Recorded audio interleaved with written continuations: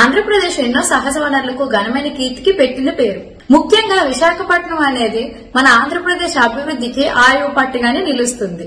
ఆంధ్రప్రదేశ్ మరియు కేంద్రంలో ఎన్డీఏ ప్రభుత్వం ఏర్పడటంతో 5 సంవత్సరాల నిర్లక్ష్యానికి గురైన మన విశాఖపట్నం మెట్రో రైల్ ప్రాజెక్ట్ అనేది ఇప్పుడు మరలా ఊపందుకుంది. విశాఖపట్నంలో national highway authority of India వాళ్ళు ట్రాఫిక్ నియంత్రణ కోసం దాదాపు 12 బ్రిడ్జిలను నిర్మించడానికి ప్రణాళికను కూడా సిద్దం చేస్తుంది. ఆంధ్రప్రదేశ్ లోని ఎన్డీఏ ప్రభుత్వం NHAI తోని సమన్వయం చేసుకుంటూ ఈ బ్రిడ్జిల నిర్మాణ సమయంలోనే మెట్రో రైలు నిర్మాణానికి అనుగుణంగా నిర్మాణాలను నిర్మించడానికి ప్రయత్నాలు ప్రారంభించింది. మొదటి దశలోనే 46 కిలోమీటర్ల మేరకు స్టీల్ ప్లాంట్ నుంచి కొమ్మాది వరకు మెట్రో రైల్ ప్రాజెక్ట్ అనేది పూర్తి చేసి తదనంతరం పరిస్థితులకు అనుగుణంగా భోగాపురం ఎయిర్పోర్ట్ వరకు దీన్ని విస్తరించాలనే ప్రణాళికను మనకి ఎన్డీఏ ప్రభుత్వం అనేది సిద్దం చేస్తుంది. కేంద్ర రాష్ట్ర ప్రభుత్వాల మధ్య అద్భుతమైన సమన్వయంతోనే కోట్లాది రూపాయల నిధులు మనకి ఆంధ్రప్రదేశ్ అభివృద్ధికి కేటాయించబడుతుంటే మౌలిక వసతుల కల్పన కూడా మరింత వేగవంతంగా ముందుకు సాగుతుంది.